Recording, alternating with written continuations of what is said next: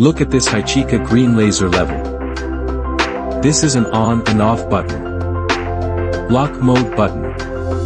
USB recharge. And mounting threads. Manual mode. Self-leveling mode.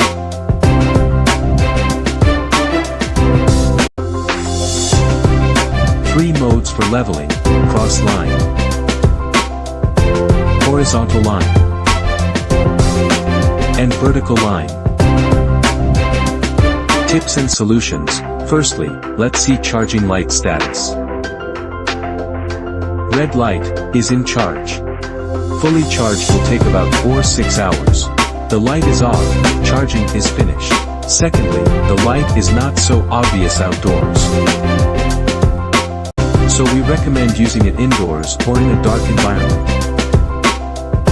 Finally, do not shake the device. After the laser line is leveled, please keep it still and do not touch or lock the laser line.